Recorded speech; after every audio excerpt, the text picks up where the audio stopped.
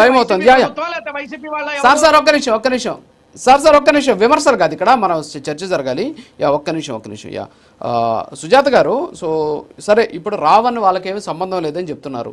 మరి రావణ్ టీం నుంచి ఒక పర్సన్ వెళ్ళి జగన్మోహన్ రెడ్డి గారిని కలవడం కావచ్చు, రావణ్కి సపోర్ట్ చేసినటువంటి జగన్మోహన్ రెడ్డి గారికి, అలాగే వైఎస్ఆర్ కాంగ్రెస్ పార్టీకి సంబంధించినటువంటి నాయకులకి, క్యాడర్కి, టీంకి ఆమె కృతజ్ఞతలు కూడా చెప్పినటువంటి పరిస్థితి.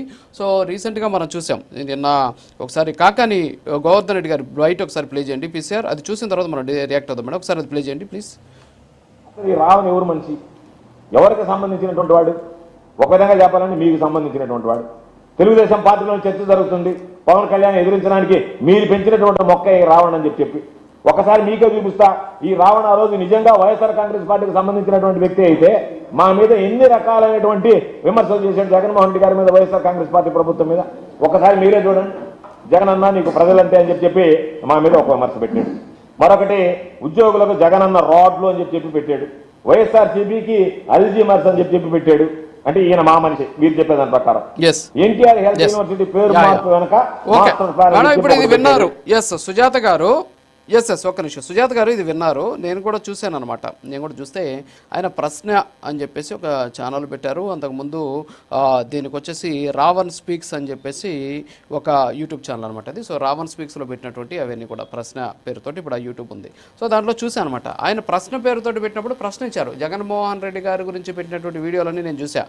అందులో ఆయన ప్రభుత్వాన్ని ప్రశ్నించారు. ఎక్కడ కూడా ఆయన గురించి విమర్శలు కావచ్చు, అంతేకాకుండా ఆయన మీద ఇప్పుడు ఏదైతే మాట్లాడుతున్నటువంటి భూత పురాణం కావచ్చు అవేమీ లేవన్నమాట. జస్ట్ ఆస్కింగ్, ఏదైతే ఇప్పుడు ప్రకాష్ రాజ్ అంటున్నాడో ఆ విధంగా ప్రశ్నించినటువంటి పరిస్థితి. కానీ ఆ తర్వాత వీడియోస్ చూస్తే చంద్రబాబు నాయుడు అంటే 3 ఏళ్ల క్రితం, అంటే ప్రభుత్వం రాకముందే చంద్రబాబు నాయుడు గురించి, ఎన్టీ రామారావు గురించి, తర్వాత వచ్చేసి పవన్ కళ్యాణ్ గారి గురించి, చిరంజీవి గారి గురించి, సో అందరి గురించి బీభత్సమైనటువంటి తమ్మునైల్స్ తోటి, బీభత్సమైనటువంటి అంశాలతోటి పెట్టినటువంటి పరిస్థితి ఆయన చూసాం. తర్వాత వచ్చేసి కొంతమంది తీవ్రవాదులకు కూడా మానవ హక్కులు ఉంటాయనేటువంటి అంశాన్ని కూడా ఆయన ప్రముఖంగా లేవనెత్తినటువంటి పరిస్థితి. హిడ్మా లాంటి వాళ్ళని హీరో అని చెప్పి చెప్పినటువంటి పరిస్థితి. ఒక హిడ్మా చచ్చిపోతే కొన్ని 100 మంది పుట్టుకొస్తారని చెప్పేసి చెప్పినటువంటి పరిస్థితి. సరే, వాటి మీద కేసు నమోదైనటువంటి సిచ్యువేషన్ ఉంది. మరి ఈయన్ని వెనక నుంచి ప్రోత్సహిస్తోంది జగన్మోహన్ రెడ్డి గారు అని చెప్పేసి చంద్రబాబు నాయుడు మాట్లాడినటువంటి పరిస్థితి. సో ఇప్పుడేమో మాకేం సంబంధం లేదంటున్నారు. అలాగే జడశ్రావణ్ కూడా అంటున్నాడు అనమాట, వాడుకొని వదిలేశారు అని చెప్పేసి. జడశ్రావణ్ ఎవరు మనిషి? మొన్న జరిగినటువంటి కార్యక్రమాన్ని బట్టి చూస్తుంటే వైఎస్ఆర్ కాంగ్రెస్ పార్టీకి అనుకూలంగా ఉంటాడు ఆయన అని చెప్పేసి అనేక రకాలైనటువంటి విమర్శలు. మరి ఈ సందర్భంలో అసలు మాకు సంబంధమే లేదు, మాకు సంబంధమే లేదు అని చెబుతూ ఉన్నటువంటి సిచ్యువేషన్ ఏమంటారు? ఏమంటారు? ఒక్క నిమిషం సార్, వినండి సుజాత గారు.